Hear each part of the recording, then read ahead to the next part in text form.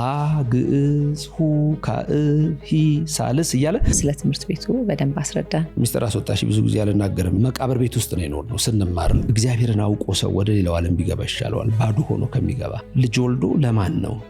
ለእግዚአብሔር ይሆነዋል፣ ለዓለም ይሆነዋል፣ ጥሩ ይሆናል። ይሄ ልጅ እንደው በደመ ነፍሱ ነው የምንለው ነገር የለም። አንዳንዴ እንስሳ ነው ማለት ነው። መንፈሳዊ ትምህርትንና ዘመናዊ ትምህርትን በተማርክበት ወቅት እንደው የሀሳብ ግጭቶች አጋጥሞ ያውቅ ነበር ወይ? እማዬ ሰው ከየት ነው የመጣው? ከእግዚአብሔር።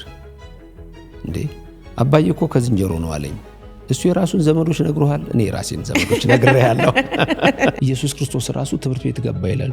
ጥበብ መንፈሳዊ ጥበብ ስጋዊ ለመማር ማንበብ አንጎልን ቢሸመግል እንኳን ሰውየው እንደ ኤክሰርሳይዝ ነው እያጠነከ ዓለም ከተፈጠረበት ጀምሮ የተገነባ ረቂቅ እውቀት አለ። ወደ መሬት አወርድልንና ይህን ሳቤ ሁላችንም እናገኝ። ለመጻፍ ያነሳሳኝ የውጭው ርኩሰት ቀጥታ ወደ ኢትዮጵያ ሲገባ ሳይሆን ነው።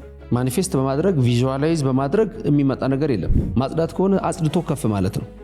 ሊስትሮ መጥረግ ከሆነ ከዛ ተነስቶ ጫማ ቤት መክፈት ነው።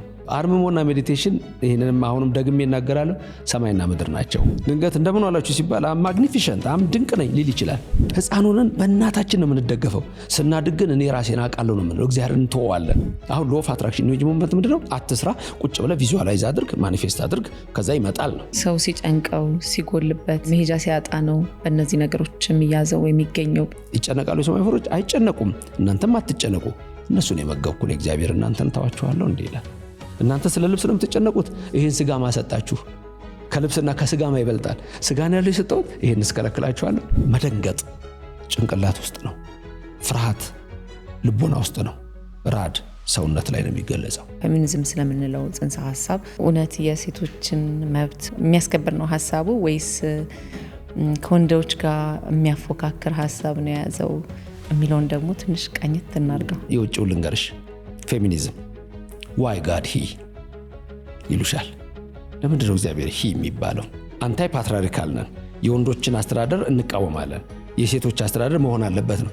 አብረን እኮ እንሁን እንኳን እኮ አይደለም። የቆሸሸ ሀሳብ መጣያ መሆን ያለባቸው የኢትዮጵያ ልጆች